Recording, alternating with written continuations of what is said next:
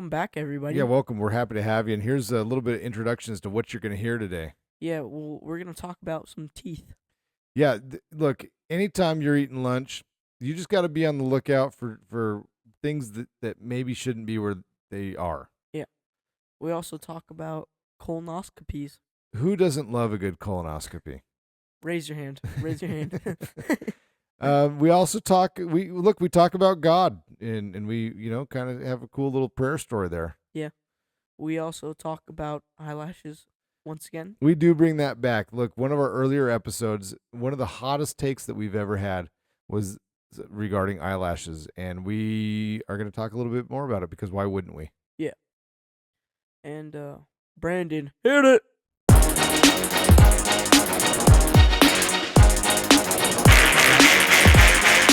Oh yeah!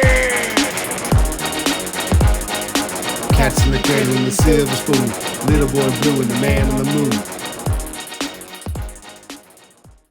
Welcome back. Yeah. Jinx, almost. Yeah, almost jinx. How's it going, everybody? Yeah. Let's do this one as an interactive. Like, we'll talk and then we'll ask the audience some questions. We'll see how that goes as a podcast. You have to answer out loud. Like, Yeah. No matter where you are. Yeah, we're just going to wait. We're going to wait Yeah. for the response. Yeah. This is going to be the worst episode ever. You'll be in the bathroom and like, so what do you guys like to do in your free time? What you know what's funny? So like I don't allow you guys to take cell phones into the bathroom. Yeah. I spend way too much time in the bathroom because of my cell phone because I look at Reels or I'm on X. Wow. So what's the bathroom experience like because I don't allow it to happen for you? Usually it's just in and out. You're just in and out. Yeah. See, I'm like in, and then Renee's like, "How much longer are you gonna be in there?"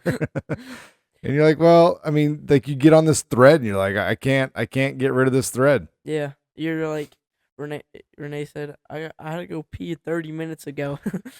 Yeah, I mean, it's tough. It's a tough life where this is what we have to deal with. Yeah. All right. One of the things I want to talk about, I want to bring back one of our early episodes. We talked about eyelashes. Ooh, baby, I love your fake eyelashes. Yeah. That to me, I know that that's not a very well received take. Yeah. It's probably offensive to a number of women because they pay to get their eyelashes done. Yeah. There's a lady that I work with. I don't think she listens, but she recently got her eyelashes done. Yeah. And nobody at work, well, at least I'll say nobody. None of the guys at work, none of us noticed. We had no idea. Yeah. But who did notice is another lady. Oh.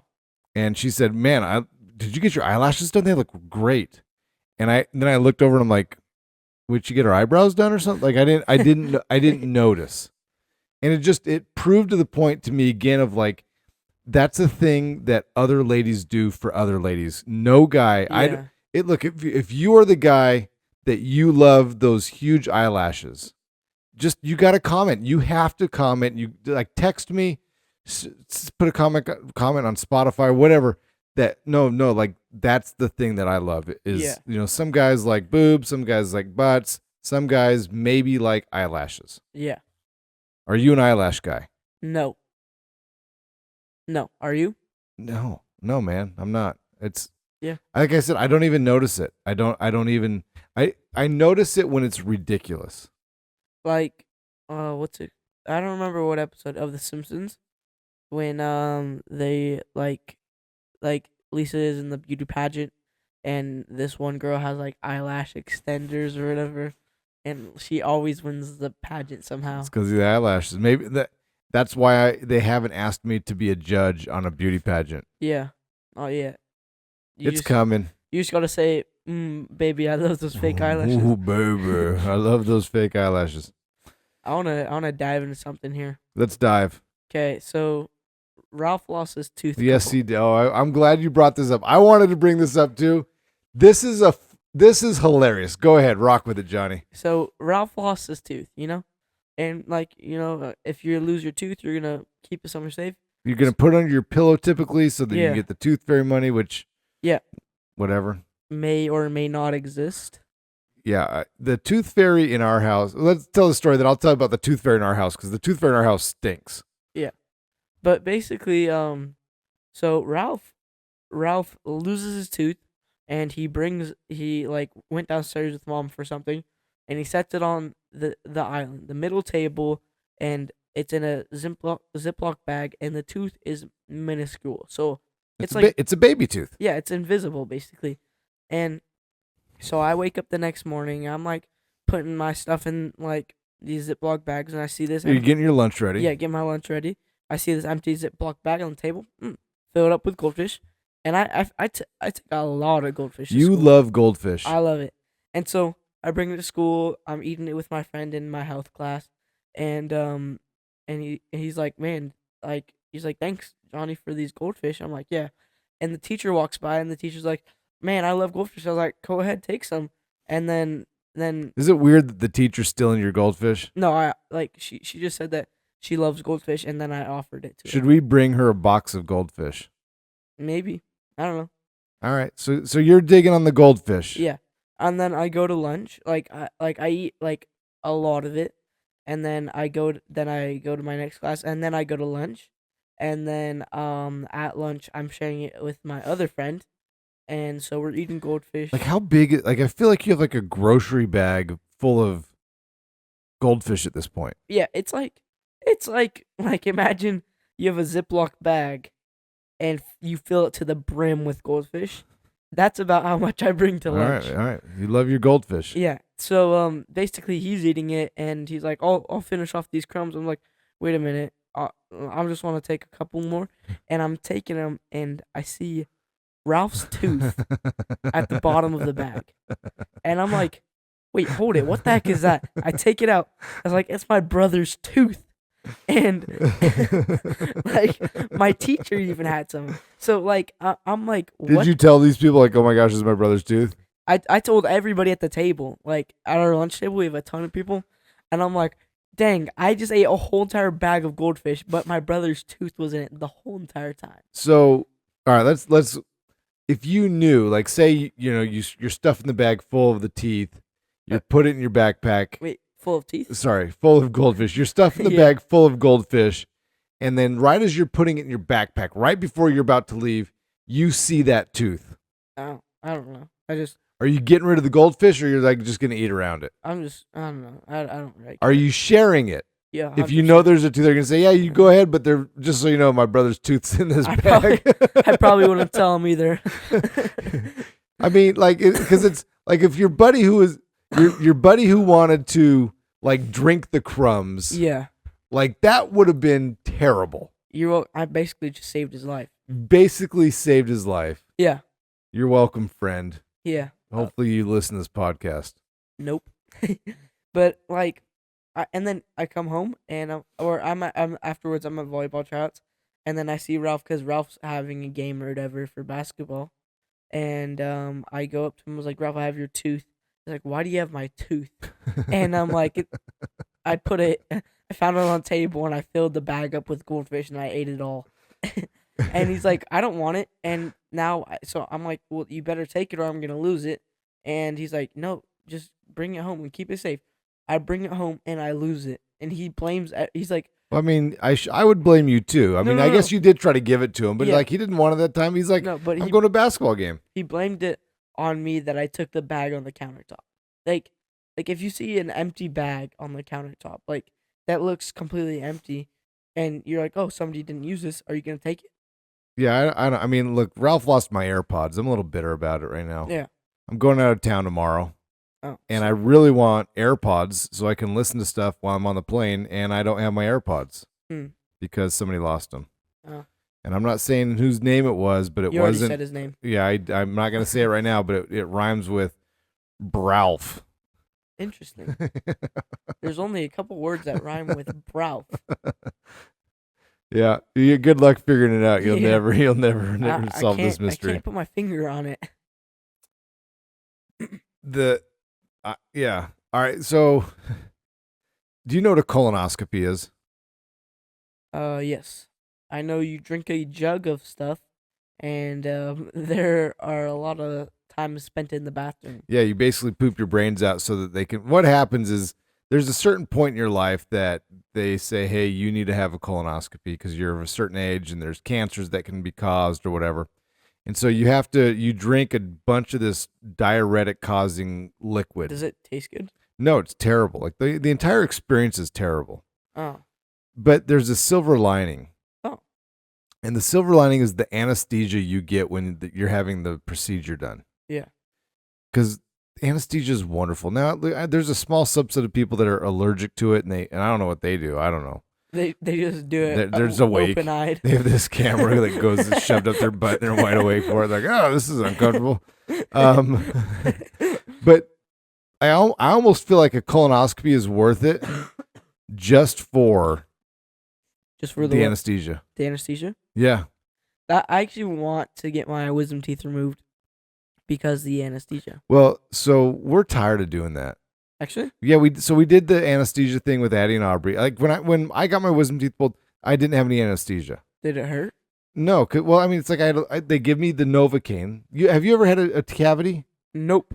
Okay, so they give you this shot in your mouth. It's called Novocaine, and it numbs everything up.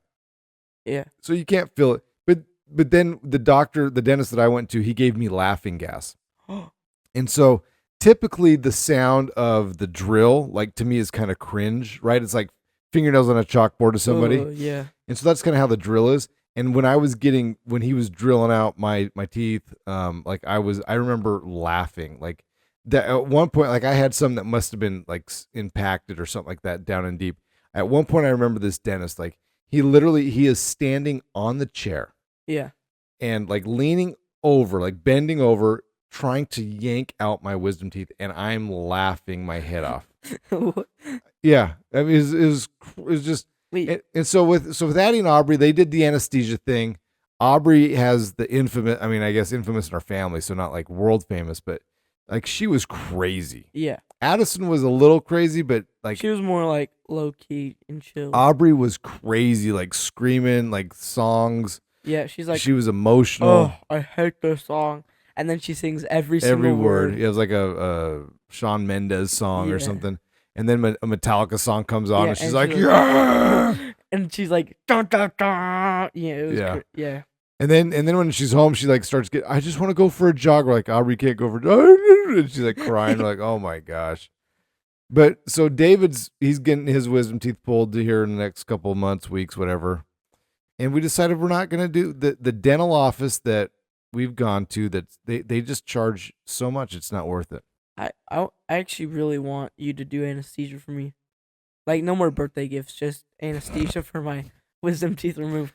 I mean, I probably know a doctor I can go just to give you anesthesia. Because I want I wonder what it's going to be like, you know?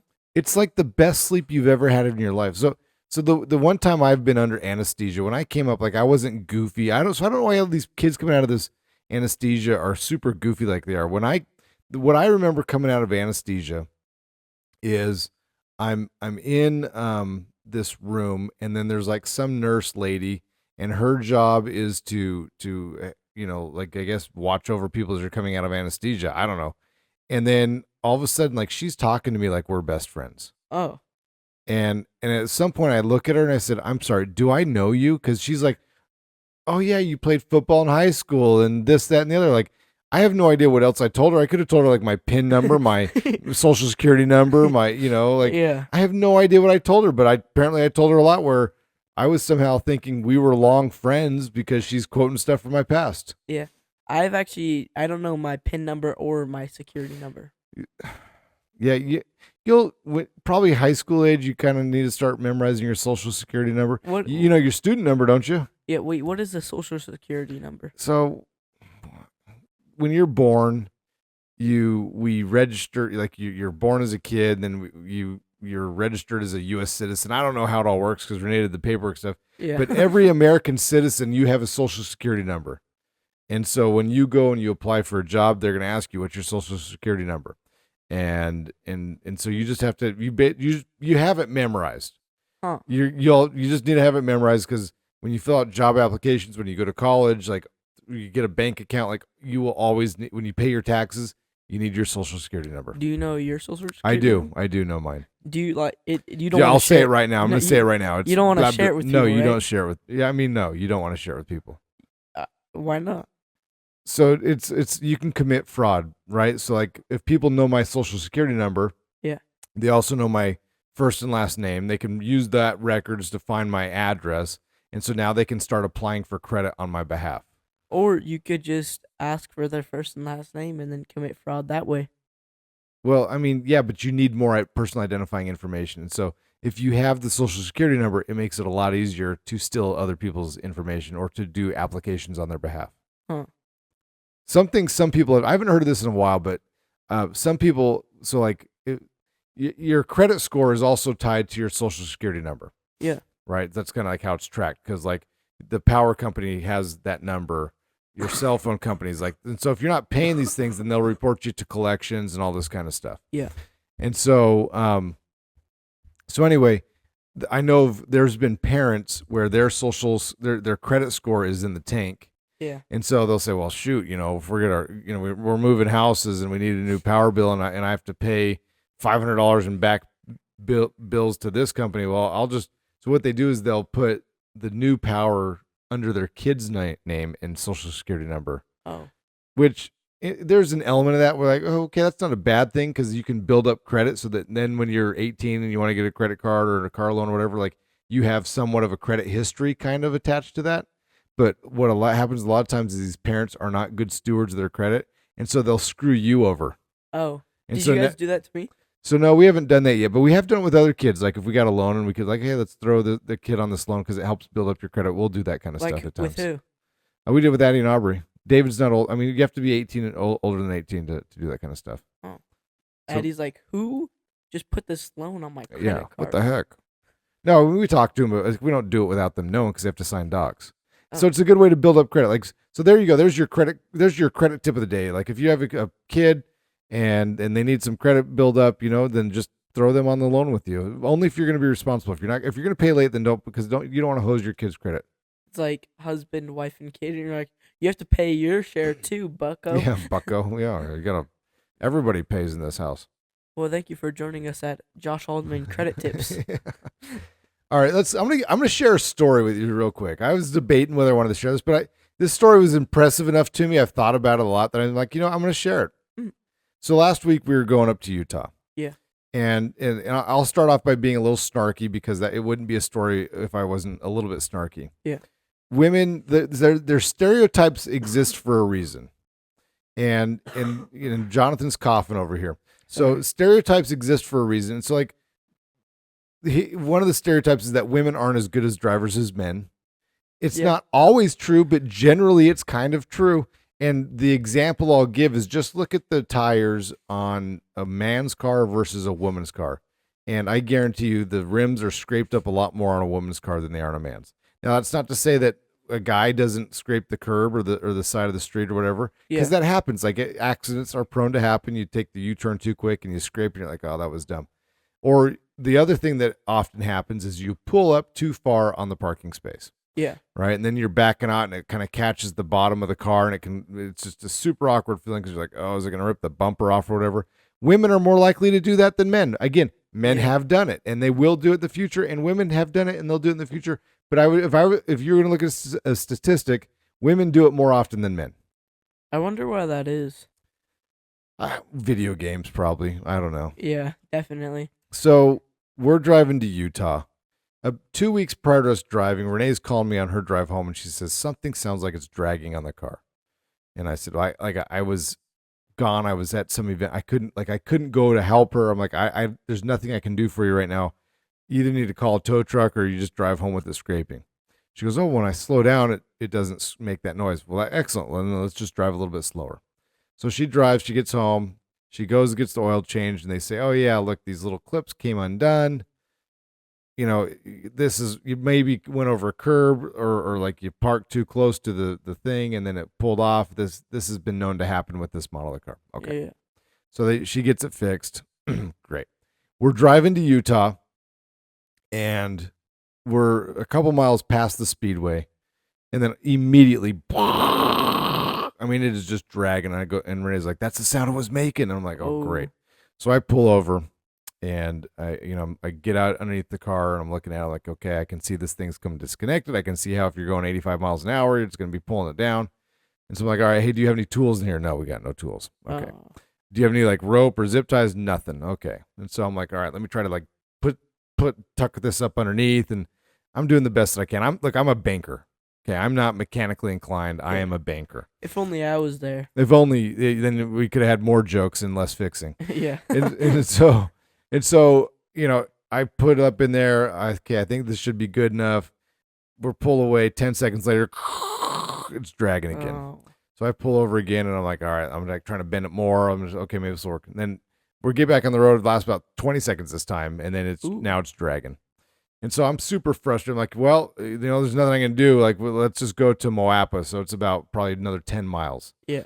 And so, or however many it was. And so we're driving there. It's super annoying. Like, it's stressful because you're thinking like, great, are sparks flying? Is this car going to catch on fire? Oh, that'd be awesome. Yeah, right. It'd be super cool. We pull into Moapa, and I go in there, and I like, okay, thankfully they had zip ties. Yeah.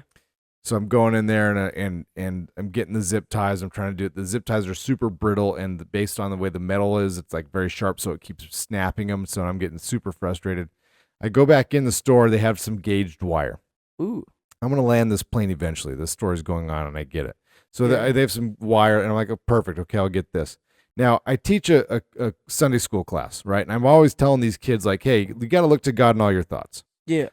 And so, as I'm walking out, I said, okay, I need to look to God in my thoughts. And so I say a quick prayer. I'm like, God, if you could just send somebody that would have the tools that could fix this, that would be great. It was almost a sarcastic prayer, like, because I was just so frustrated with everything that was going on. Yeah. It was a prayer, but it was like, yeah, it'd be great if you could send somebody, like God's not like my waiter, Yeah. So I'm underneath the car. I'm trying to get it fixed. And then out of the blue, some guy comes by and he says, hey, is there anything I can do to help you guys out? Wow. And so I'm like, I kind of peek out. I'm like, yeah, here's what we're dealing with. And he kind of ducks his head underneath and is kind of looking at it. He goes, I got a truck full of tools, but Really? I don't think any of these tools will help you out. Oh.